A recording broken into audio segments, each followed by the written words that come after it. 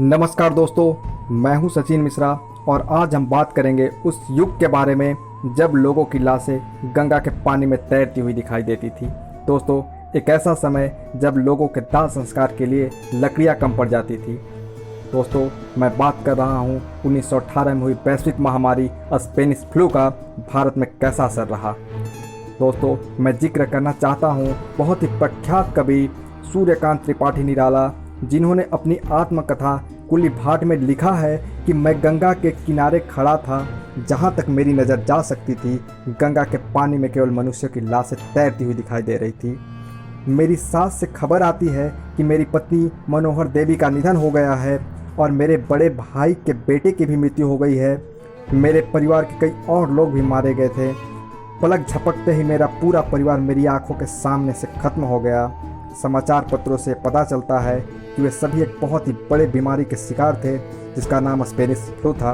दोस्तों, अब हम बात करेंगे भारत में स्पेनिश फ्लू कब और कैसे आया। दोस्तों, इस बीमारी की शुरुआत जनवरी 1918 में हुई थी, लेकिन भारत में यह बीमारी 29 मई 1918 को आई, जब प्रथम विश्व युद्ध से लौट रहे भारतीय सैनिकों का जहाज मुंबई के बंदरगाह पर पहुंचता है।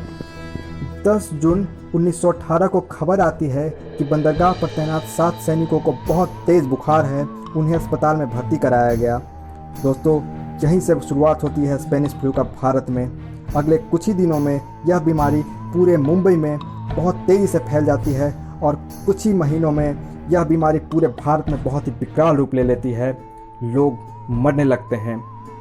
दोस्तों, 2012 में सामने आई रिपोर्ट से यह पता चलता है कि भारत में ब्रिटिश नियंत्रण वाले हिस्सों में इस बीमारी ने और भी ज़्यादा कहर बरसाया।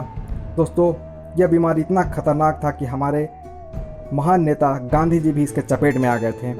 दोस्तों, जॉन एम बेरी ने अपनी पुस्तक the great influenza the story of the deadliest epidemic in history में भारत में इस महामारी के प्रचार को बहुत विस्तृत रूप से वर्णन किया है। दोस्तों, वे लिखते हैं कि ट्रेन में सवारी करते समय लोग अच्छे होते थे, लेकिन गंतव्य के रास्ते पर वे मरने के कगार पर पहुंच जाते थे।